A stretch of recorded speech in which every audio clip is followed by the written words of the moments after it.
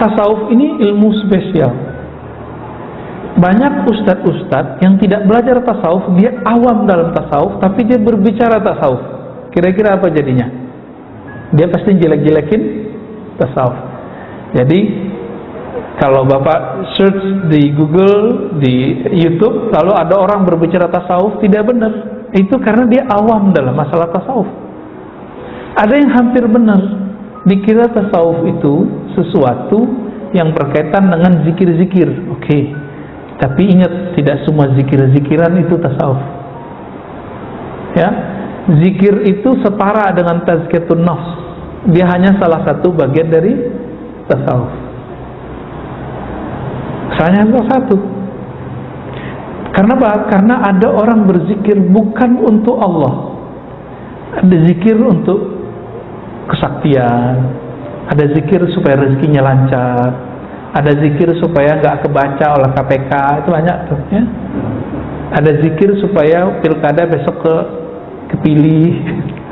Yang begini ini itu bukan zikir sufi, bukan zikir tasawuf. Jadi di kesempatan mulia ini saya ingin mengajak kita membaca lebih jernih. Itu bukan tasawuf. Ini saya bawakan kitabnya. Ini kitab tasawuf. Nggak ada Pak ketemu yang dibayangkan orang semua itu. Semua ini adalah ajaran Ahlus Sunnah wal Jamaah. Dalam fikih ada namanya istighfar. Astagfirullah, astagfirullah. Selama ini istighfar nggak Pak? Baca istighfar ya. Tapi dari mana kita tahu kita istighfar karena apa, untuk apa, dan sampai level mana? Itu tahunya pakai kitab ini nanti. Maka Imam Ghazali, Abu Hamid Al-Ghazali dalam Ihya Ulumuddin mengatakan, beda ilmu fikih dengan ilmu tasawuf itu satu aja. Ilmu fikih mengetahui ibadah sah atau tidak sah, sunnah atau bid'ah, boleh atau tidak boleh. Orang mengira ini ilmu segala-galanya. Akhirnya sekarang anak-anak muda pada doyan ngomong sunnah bid'ah, ya kan? Padahal itu belum semua. Itu baru sepertiga bagian agama kita. Sepertiganya di akidah, sepertiga pelengkapnya, penyempurnanya adalah ilmu tasawuf. Apa kata Imam Ghazali? Menjelaskan hadis ihsan tadi. Jika fikih mengetahui halal haram, boleh tidak boleh, sunnah bid'ah, sah batal, maka ilmu tasawuf ini lebih unik. Ma'rifatur rad wal qabul. Mengetahui amal diterima atau ditolak, ditolak atau diterima. Canggih nggak Pak? Antum bisa detek nih, ini amal saya diterima apa enggak, itu bisa ketahuan Pak di dunia. Karena selama ini orang bilang hanya Allah yang tahu. Enggak, kita bisa tahu. Ada indikatornya. Ada indikatornya. Ini sebagai contoh, pengikut Imam Ghazali tapi udah belakangan, namanya Al-Imam Al-Kattani. Ya, dalam kitab beliau mengatakan Dairatul Kaun, ya. Apa kata beliau? Ciri paling sederhana ibadah orang tidak diterima, contohnya sholat, habis sholat langsung kabur Pak. Ini ciri-ciri sholatnya dilempar langsung sama dia. Pernah nggak ngeliat atau kita merasakan itu? Diusut, coba diingat-ingat, kenapa saya buru-buru habis sholat bergerak ke arah lain, ke dunia? Karena di dalam sholat kita sudah ngancang-ngancang mau jalan kemana, mau ke arah mana. Sholat begitu diterima nggak? Dalam surat Taha ayat 14 Allah berfirman, aqimis salata lidzikri. Dirikan salat untuk mengingatku, menyebutku. Ini kita salat, kita ingat jalan keluar masjid. Nah, nanti aku kalau keluar lewat sini, ntar pernah begitu? Jujur aja Pak, nggak apa-apa kok. Ya sama kok kita. Saya juga pernah begitu. Ya. Emang begitu, itu syaitan kerja Pak. Apa kata syaitan dalam hadis yang sahih? Jika seseorang sholat, maka syaitan mengatakan uzkur kaza, ingatlah ini, ingatlah itu, ingatlah ini, ingatlah itu. Itu sebabnya banyak yang teringat kalau lagi sholat. Benar ya? Nabi sendiri kok yang ngabarin. Nabi sendiri yang ngabarin. Bedanya Nabi Muhammad SAW, setannya, koritnya sudah masuk Islam. Maka setan dan korinnya udah nggak berdaya memperdaya Nabi, justru ikut sholat sama Nabi Sallallahu Alaihi Wasallam. Nah kita kan korinnya belum Islam semua nih Pak. Yang punya hak mengislamkan korin cuma Al-Ghaus, namanya wali tertinggi. Kalau di fikih namanya mujtahid, imam mujtahid. Kalau ini Imam Al-Ghaus, bukan namanya Ghaus, bukan. Itu gelarnya. Kalau di akhir zaman ya Imam Mahdi. Ya, hanya itu yang bisa mengislamkan. Saya nggak bisa mengislamkan ya Pak, itu bukan otoritas saya ngabarin doang ya. Nah sekarang kita masuk ya. Jadi tasawuf apa tadi? Ilmu mengenai ihsan. Apa faedahnya? Mengetahui amal diterima atau ditolak. Maka Nabi kasih kabar gembira, ada orang yang diterima amalnya 1/4, ada yang 1/3, ada yang setengah, ada yang 2/3, ada yang semua, ada yang enggak, 10% aja Pak. Kabar gembiranya Pak, alhamdulillah masih diterima lah walaupun cuma berapa gitu ya.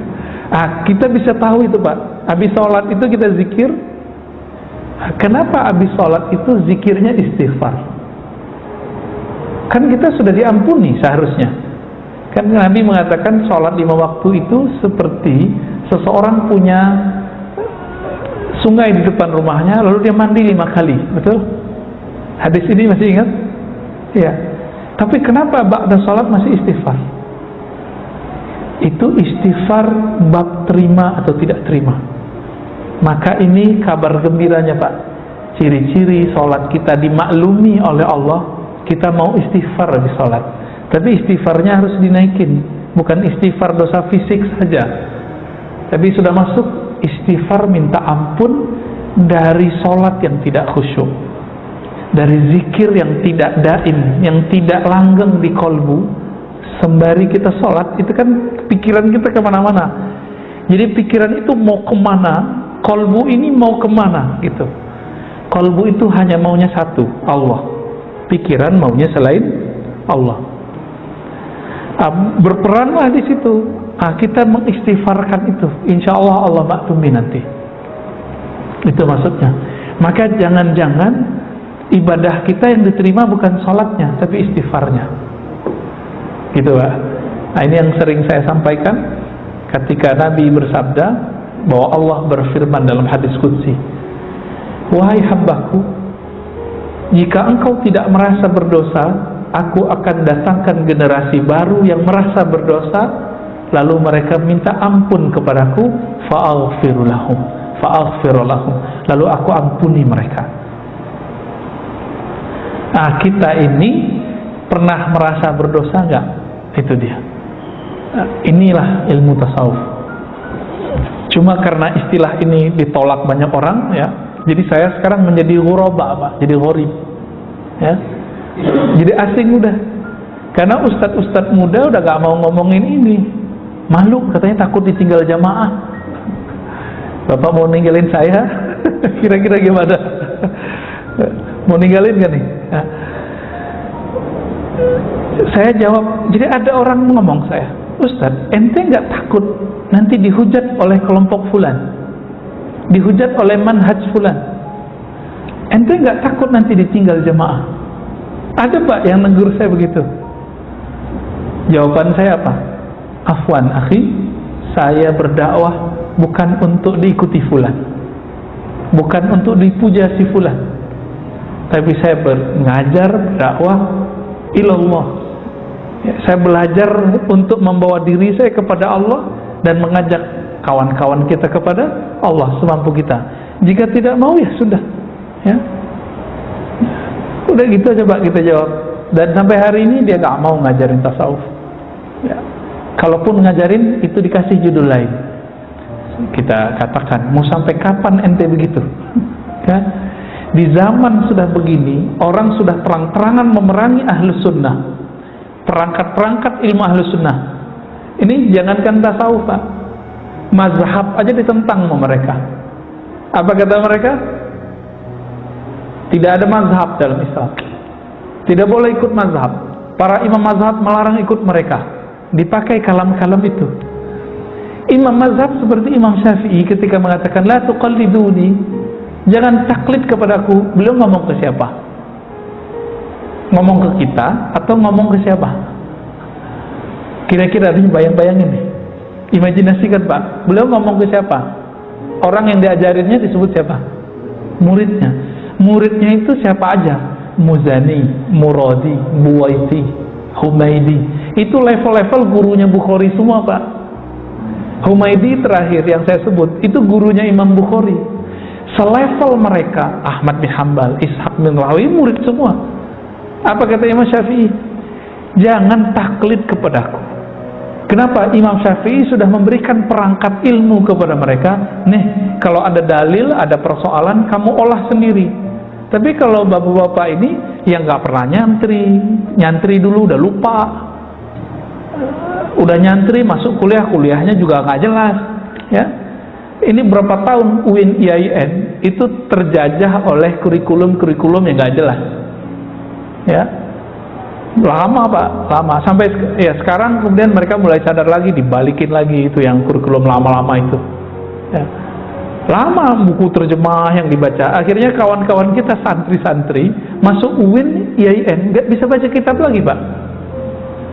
Padahal mereka lebih vokal daripada yang tamatan Timur Tengah. Timur Tengah kan nggak ada presentasi. Coba tanya teman-teman kita Timur Tengah, presentasi kuliah itu nggak ada. Maka kalau ngomong tuh ngedoktrin kebanyakan, ya nggak semua. Kalau anak UIN, anak IAIN, enggak. Mereka ketika menjelaskan sesuatu itu ya bisa berkilah dulu, berteori dulu, karena udah biasa berdebat. Cuma baca kitabnya udah mulai longgar. Nah, saya 7 tahun mengajar di UIN sampai 2019. Saya menghidupkan dari 2012 itu saya menghidupkan ngaji kitab. Jadi kuliah itu ngaji kitab, dibawa ke teater, semua kelas tuh pakai kitab. Sempat lumayan hidup itu kajian kitab ya, tapi takdir Allah saya meminta supaya didekatkan dengan ahli Quran, ya kita jadi pindahnya ke Institut Ilmu Al-Quran. Cuma saya lebih nyaman ya, secara rohani saya lebih nyaman. Cuma kita berharap UIN IAIN sebagai corong ahli sunnah nanti bisa kembali ke khitahnya. Amin ya rabbal alamin. Biar nggak dituduh liberal lagi ya. Apalagi ada buku tuh pemurtadan di IAIN. Ini kan nggak bener nih sebenarnya. Baik.